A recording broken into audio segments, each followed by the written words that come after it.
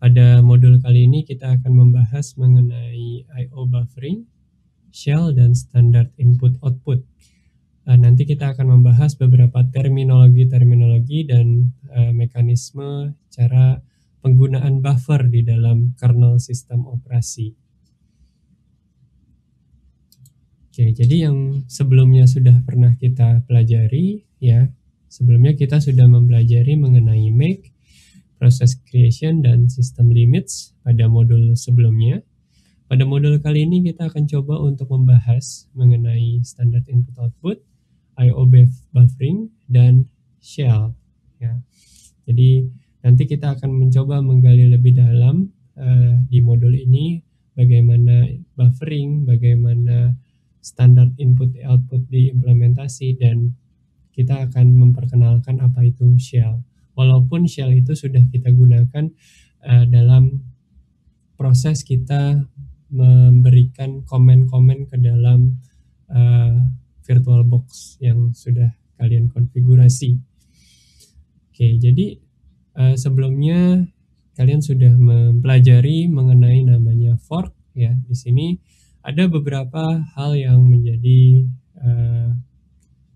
bisa dibilang diturunkan dari parentsnya, ya. Ada open files, UID, current working directory, root directory, dan UMass. Environment, shared, dan memorinya juga diturunkan dari parentnya. Terus ada beberapa yang tidak sama, jadi bisa dibilang yang properties inherited itu adalah yang bisa dibilang diberi informasi oleh parentnya, dikasih modal oleh orang tuanya. Sedangkan yang tidak sama adalah PID, PPID-nya juga terkadang tidak sama. Terus ada times, ada log, dan signals. Nah, di sini yang kemarin sudah kita bahas, ya. Jadi beberapa di modul kemarin kita sudah membahas mengenai bagaimana kita meretrieve informasi dari suatu proses. Jadi kita bisa menggunakan command ps, ya. Lalu bisa kita filter dengan grep, ya, untuk mengetahui proses kita ada di mana. Dan untuk lebih detailnya kita bisa masuk ke dalam proc, ya, proc file system. Ya, di dalam proc ini kita bisa lihat informasi macam-macam, mulai dari network, sys, file system, terus berbagai jumlah memori yang dipakai oleh proses kita, file descriptor yang dibuka oleh proses kita juga bisa kita lihat di dalam /proc, PID dari proses kita. Nah, untuk sekarang ini kita akan coba untuk membahas mengenai buffering, ya.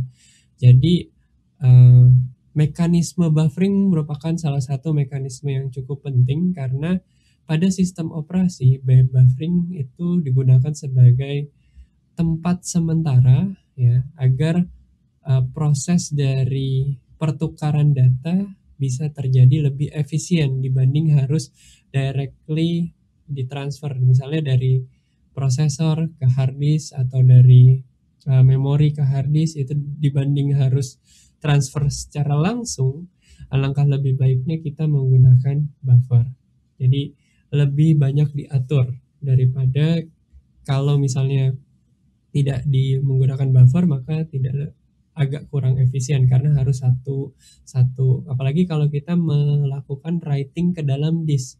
Seperti kita tahu bahwa di arsitektur komputer salah satu hardware yang paling menjadi bottleneck adalah hard disk. Kenapa? Karena memiliki speed yang paling rendah. Walaupun kalian sudah memakai SSD, tapi tetap saja bahwa hard disk itu adalah komponen yang paling lambat di dalam arsitektur komputer. Ya, jadi kalau kita lihat di sini, kita akan mempelajari mengapa buffering itu cukup penting, ya. Kita gunakan di dalam proses I/O di dalam program kita, ya. Terutama ketika kita menggunakan atau bekerja dengan disk, ya. Kita melakukan pembacaan terhadap suatu file atau kita menuliskan sesuatu ke dalam suatu file atau suatu device. Nah, di sini operating system berusaha tidak secara langsung menginisialisasi akses terhadap disk, ya.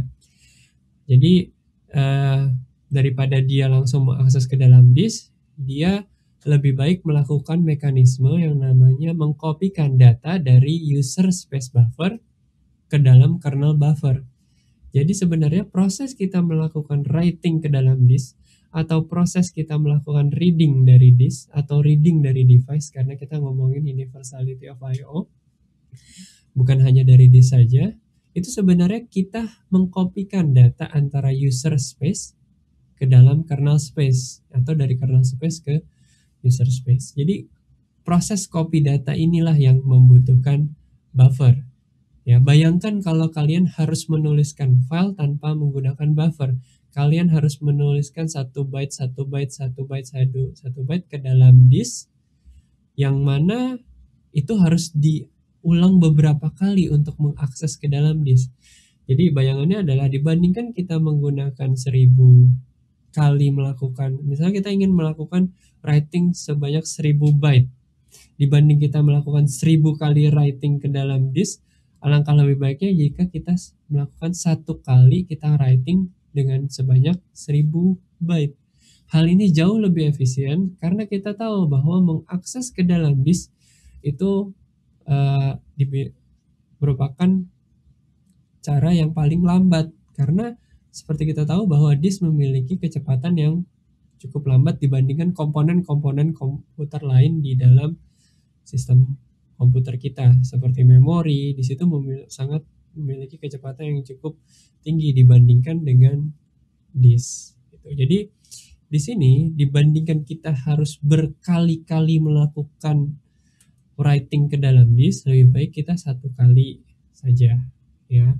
Perbandingannya ada analoginya tadi, dibanding kita harus menuliskan 1000 byte, 1000 kali 1 byte, lebih baik kita menuliskan 1 kali 1000 byte langsung ke dalam disk. Kita simpan dulu ke dalam buffer, baru kita request kopikan dari user space ke kernel space, dan kernel space mengakses ke disknya cuma sekali.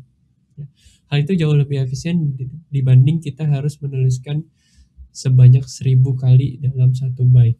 Ya. Oke, di sini contohnya ya, dengan kita menggunakan write itu kita mengkopikan dari user space memory ke dalam buffer space. Ya. Jadi bukan kita langsung dari misalnya dari program kita langsung menginitiate ke disk. Ya, tidak. Karena ini adalah suatu layanan juga yang diberikan oleh sistem call kita. Ya, sistem call, sistem operasi menyediakan layanan ini untuk aplikasi. Kembali ke tujuan perkuliahan awal, ya, bahwa di sini kita akan membahas berbagai layanan yang di-provide oleh sistem operasi untuk aplikasi. Salah satunya adalah buffer ini. Ya, ini tadi saya sudah menjelaskan bagaimana atau bisa dibilang apakah kegunaan dari buffer, ya, yaitu untuk efisiensi dibanding kita harus melakukan berkali-kali writing ke dalam disk. Ini saya mengambil contoh disk ya, masih bisa nanti kita bisa analogikan ke yang lain, bukan hanya disk, bisa aja karakter device, bisa aja ke hardware yang lain, ya. Jadi ataukah printer misalnya, semua itu disimpan ke dalam buffer terlebih dahulu, baru nanti di-provide datanya, pengkopian dari user space ke dalam kernel space.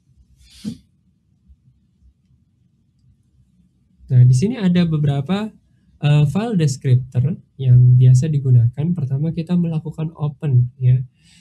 Mungkin di benak kalian paradigmanya adalah open itu tidak hanya membuka suatu file, walaupun namanya adalah file descriptor, tapi karena kita di sini menggunakan universality of I/O, open itu bisa mengopen apa saja. Bisa device, karakter device, atau selain dari hanya sebuah file saja, ya.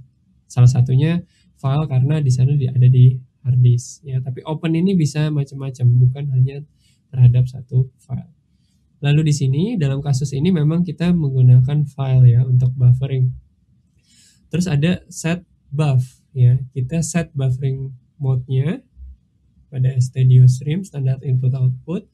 Terus ada flashing buffernya, ya.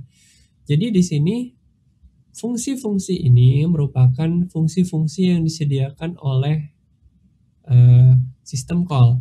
Jadi di sini layanan-layanan ini memang bisa dikonsum oleh aplikasi sehingga aplikasi bisa dapat dengan mudah melakukan inisialisasi terhadap buffer dan mengkopikan dari user space ke kernel space atau pertukaran kedua dunia user space dan kernel space. Ya, jadi kalau kita lihat misalnya di sini, ya, kita coba man open misalnya, ya, di sini untuk meng-create suatu file, ya, jadi dia mencoba untuk menunjuk ke dalam atau meng-create file descriptor untuk merujuk ke sesuatu. Terus ada misalnya di sini man set vbuff, ya, set streaming buffer operation. Jadi ketika kita ingin mengutilisasi buffer, kita bisa menggunakan set vbuff. Atau misalnya di sini ada main fflash. Kita melakukan flashing terhadap buffer yang sudah kita inisialisasi. Ya, di sini force a write of all user space buffer data, ya, jadi update stream. Oke, selanjutnya kita coba lanjutkan kembali, ya, di sini.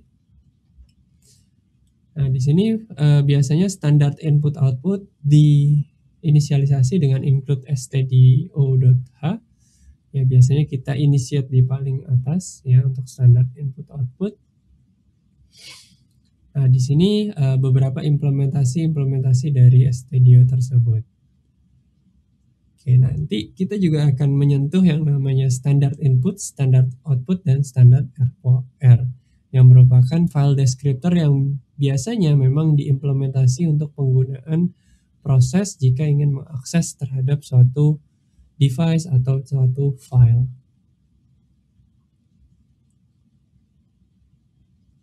Oke, nah di sini juga ada contoh, ya, di dalam folder buku ada read one at time c dan get c version.c.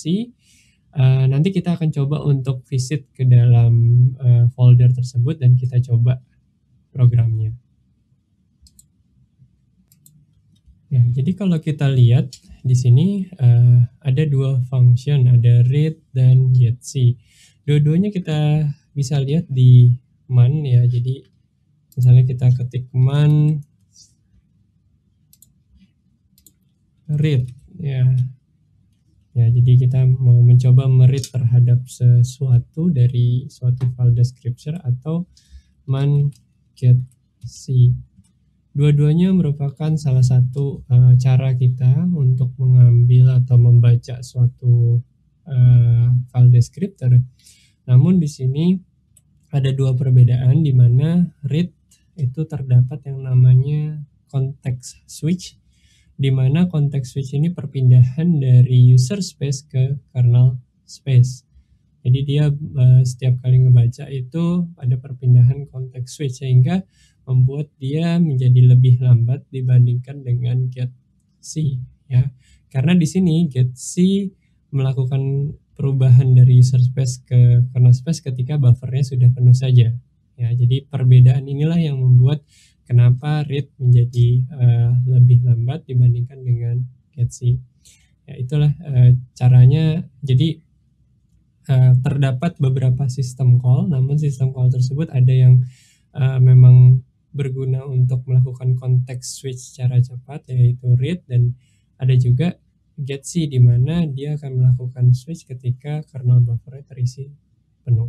Jadi di sini perpindahan dari user space ke kernel space itu juga sebenarnya memanfaatkan waktu yang cukup lama juga. Jadi kita harus berhati-hati juga ketika melakukan context switch, karena kalau terlalu banyak context switch otomatis biasanya program kita akan berjalan lebih lambat.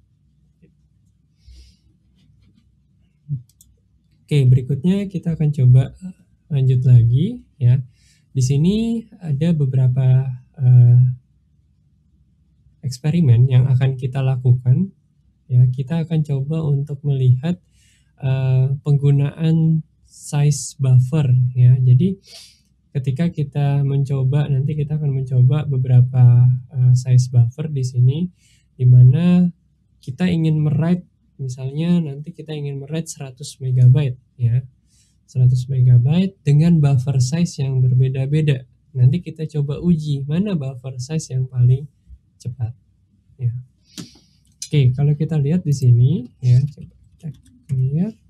Di sini ada depannya ada time ya. Time seperti kita tahu bahwa kita mau melihat eksekusi dari suatu program ya, waktunya dalam baik itu di user space, kernel space ataupun dari IO-nya juga ya. Jadi realnya user space dan kernel space. Terus di sini ada DD ya, kita bisa ketikkan man DD ya. Di sini dibilang DD adalah convert dan copy file ya. Jadi kalau kita lihat sini man DD convert dan copy a file. Jadi kita bisa ngambil input stream dari mana, kita outputkan stream ke suatu output stream.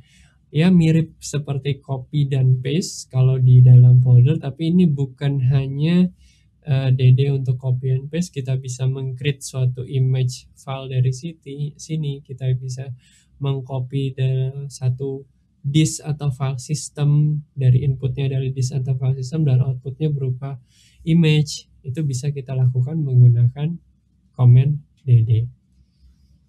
Oke, di sini kita akan coba untuk melakukan ini ya, kita jalankan time DD if def 0. Ini adalah tidak ada apa-apa di dalam sini, loophole ya. Terus if-nya itu adalah input file, of-nya adalah output file. Misalnya di sini saya mau output filenya adalah file 1.img ya, misalnya itu. Lalu block size-nya saya di sini coba pakai kira-kira saya mau pakai 512 misalnya. 512. Count-nya berapa kali 512 ya? Count-nya berapa kali 512? Misalnya saya mau coba untuk kira-kira 200 kali misalnya. 200 kali dari 512. Kita coba. Oke, di situ dia akan melakukan writing sebanyak 10.400 bytes. Kalau kita lihat filenya di sini, file 1.img itu 102.400 bytes. Atau kita tingkatkan lagi ya. Misalnya count-nya sekitar kita coba di sini 20.000 misalnya ya, atau 2.000 ya, atau lebih banyak lagi 20 ya. Di sini saya coba write agak banyak ya, dengan 200.000 count-nya, jadi dia bisa meng-create sebanyak 102 mega ya. Dalam waktu berapa? Dalam waktu kira-kira 1 detik 67 termasuk IO-nya. Di user space 0,1, sedangkan di kernel space di sini 0,26 detik. Ya, jadi lebih banyak waktunya di kernel space. Kenapa? Karena ada context switch antara kernel dan user space. Sedangkan di user space-nya aplikasinya mungkin nggak banyak, dia hanya mungkin bantu untuk mengkopikan data ke buffer user space-nya saja. Nah, sekarang kita coba melihat ya. Tadi kan kita mencoba meng-create sebanyak 100 megabyte ya. Coba kalau kita lihat filenya sekarang ya, sekitar 100 megabyte. Nah, sekarang kita mau coba untuk meng-create sama 100 megabyte tapi dengan block size yang berbeda ya. Misalnya block size-nya saya rubah menjadi lebih kecil, 256. Otomatis yang ini saya tetap mau create-nya size yang sama, yaitu 100 mega ya. Jadi Kalau kita lihat dengan 100 mega saya bisa dapat 1,3 detik ya. Atau saya mulai dari blok buffer yang paling kecil dulu bloknya. Misalnya dari 128 dulu ya. Misalnya 128, yang ini otomatis count-nya saya buat 8. Saya mau targetnya tetap 100 mega. Ya. Kita bisa di sini sekitar 1,9 detik waktunya realnya. 0,4 detik di user, 0,8 di kernel space. Sekarang saya mau coba sebesar 256. Sekitar 400. Sini saya mau coba, oh dia bisa sekitar 1,3 detik ya. Agak lebih cepat ketika buffernya saya besarkan ya. Lalu buffernya saya besarkan lagi jadi 512. Otomatis countingnya jadi lebih kurang kan, loopingnya. Di sini saya bisa dapat 1,1 detik. Jadi mulai turun tuh. Coba bisa kita lihat 1,9 detik, 1,3 detik, 1,1 detik. Nah, berikutnya saya mau coba lagi. Misalnya dengan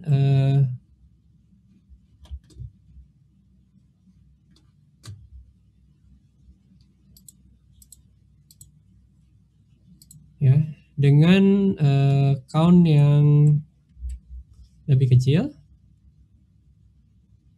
512 sudah, kita coba ke 1024 ya. Ininya ya. Oke, waktu yang dibutuhkan sekarang 0,998 detik.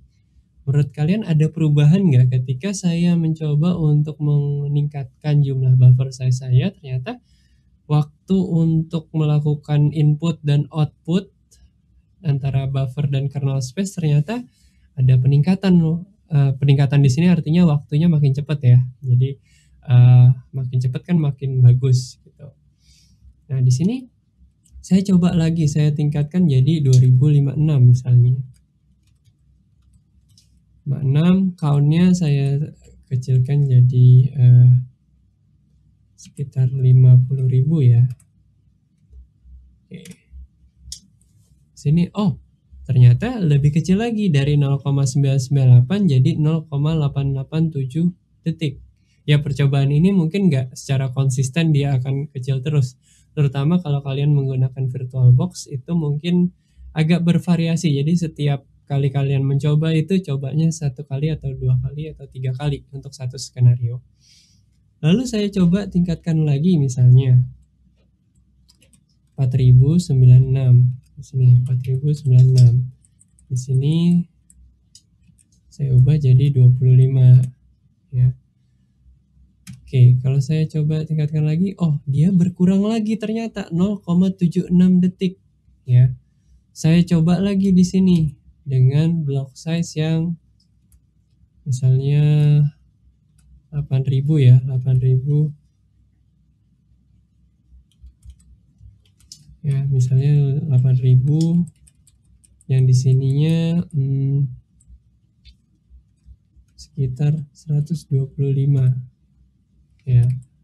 Oke, kita coba 0,778 ya. Ternyata nggak terlalu lebih cepat dari yang sebelumnya. Atau saya mau coba lagi di sini ya. Dengan misalnya 16.000 ya. 16.000, count-nya 6.750 kita coba.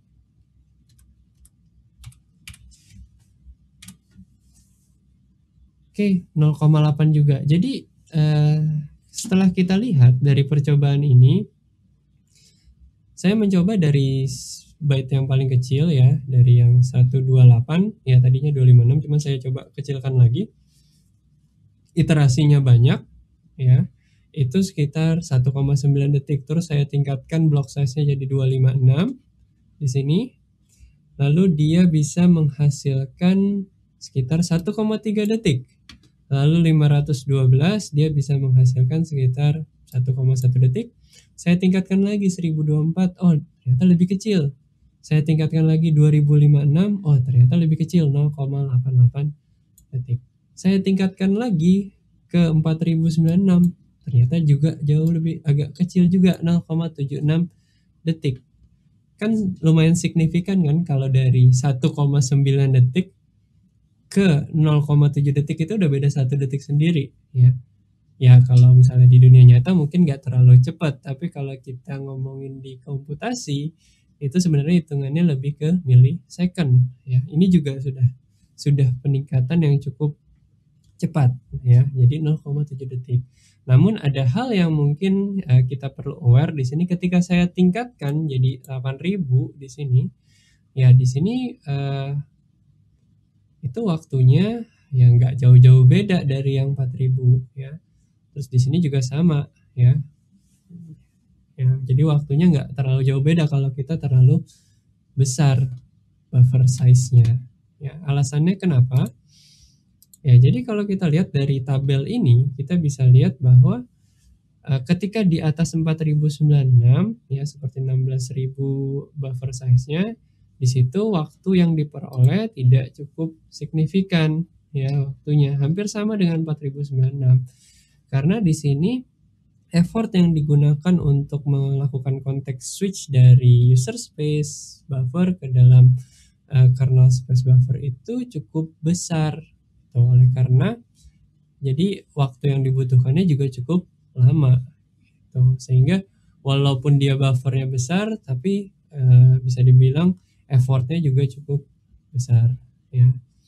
Jadi di sini bisa terlihat bahwa ketika peningkatan dari nilai tersebut, peningkatan dari buffer size tersebut, waktu yang diperoleh juga tidak terlalu signifikan perbedaannya.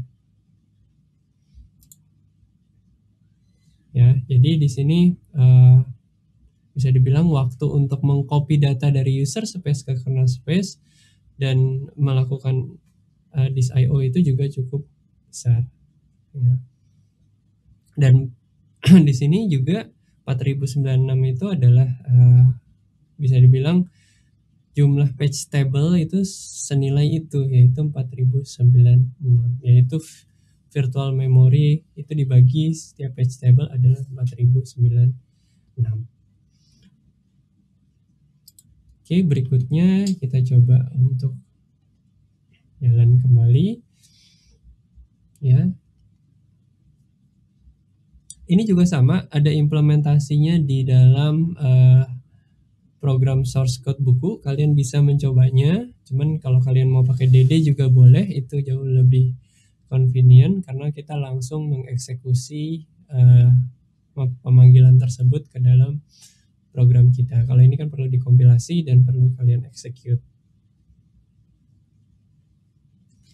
Ya, jadi kalau kita lihat di dalam write byte tersebut ada namanya set buff ya. Set buff ini kita melakukan set buffer ya. Kita menginisialisasi buffer yang akan kita gunakan.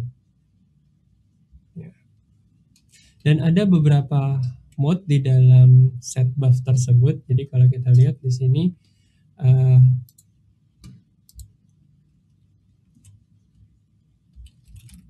man set buff. Nah, di sini kita lihat stream buffer operation. Ada beberapa mode yang bisa digunakan. Di sini ada yang pertama unbuffer, ada line buffer, ada fully buffer.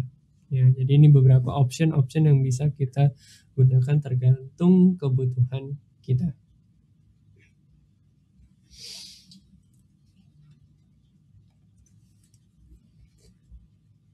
Oke, nah di akhir dari kita menggunakan buffer ini, kita harus melakukan flushing terhadap buffer tersebut karena buffer ini kan menggunakan page table juga pasti dan menggunakan memori kita. Jadi kita harus merilis buffer tersebut sehingga resource-nya tidak habis oleh program yang kita miliki. Terus juga di sini bisa kita lakukan dengan fsync, flash descriptor, flash everything ke dalam disk. Ya.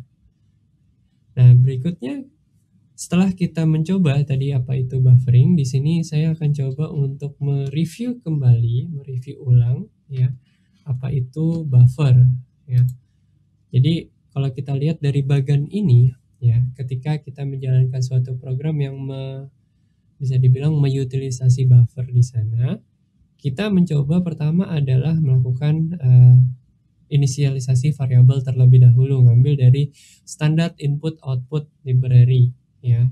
Jadi dari standar input output library kita coba ambil. Lalu setelah itu kita akan coba untuk melihat ya di sini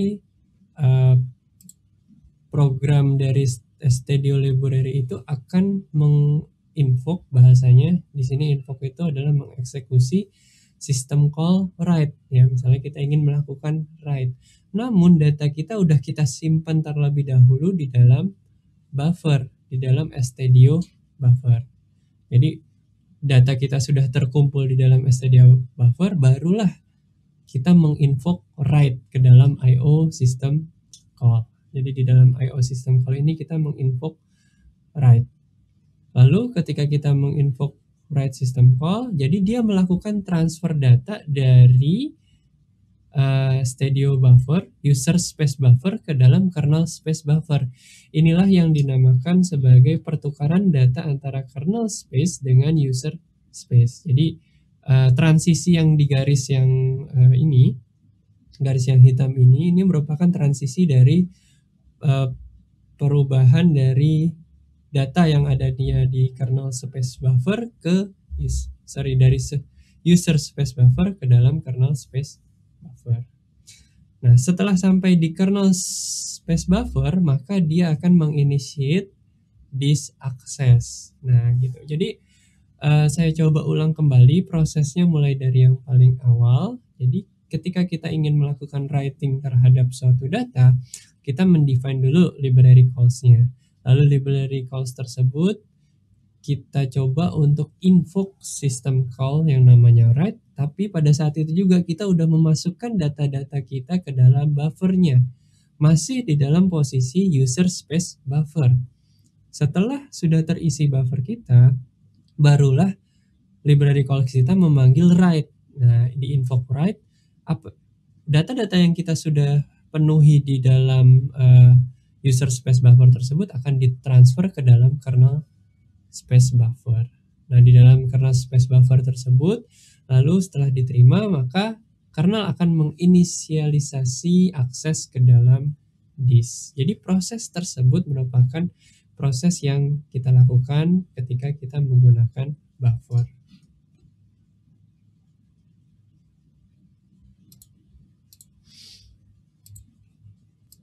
Oke, setelah kita melihat rangkuman dari bagaimana buffering bekerja, kita akan coba untuk melihat bagaimana apa itu shell. Jadi ini sebenarnya intro untuk modul selanjutnya. Jadi apa itu shell dan apa yang dilakukan di dalam shell. Shell itu sebenarnya adalah bagian dari kernel, di mana tempat kita, bagian terluar dari kernel, di mana tempat kita mengakses untuk masuk ke dalam kernel atau memanggil-manggil fungsi yang ada di dalam kernel. Itu bisa dilakukan dengan shell. Ini adalah bagiannya, kita bisa lihat di dalamnya ada kernel, ada system call di dalamnya, ada compiler, ada linker di dalam sana, lalu ada shell. Ya. Lalu di atas shell baru ada application dari program. Jadi apa yang kita gunakan sekarang ketika kita misalnya membuka suatu konsol, ya di sini ini adalah shell saya, ya shell yang sedang saya gunakan. Kalau saya di sini karena memakai Ubuntu, jadi berbasiskan Bash, ya kita bisa lihat. Sebenarnya nggak harus Ubuntu itu Bash, saya juga bisa menggunakan shellnya misalnya CSH.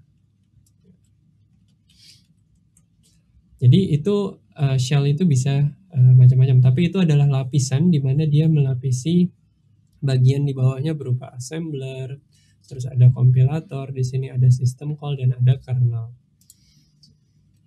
Lalu ini adalah bagian dari shell. Posisi shell di sini bisa sejajar dengan aplikasi, ya. Jadi atau bahkan application itu di atasnya shell ya. Jadi kita mengexecute application itu di atas shell. Ya, jadi setelah shell dulu baru si application. Ya, jadi application difasilitasi oleh shell. Ya, salah satu shell yang sering digunakan adalah bash shell atau born again shell. Referensinya bisa kalian lihat di referensi berikut ini jika ingin melihat apa saja yang bisa difasilitasi oleh bash. Nah, shell juga memiliki variabel yang sebelumnya sudah kita bahas di dalam environment ya. Kalian bisa lihat di etc environment dan mungkin bisa di rewind kembali apa yang sudah dijelaskan environment yang sudah pernah kita bahas ya. Ini adalah beberapa sejarah mengenai shell. Di awal perkuliahan juga diperkenalkan ya. Jadi ada born shell, ada born again shell, ada C shell, ada fish shell sekarang, ada Z shell sekarang juga, ZSH.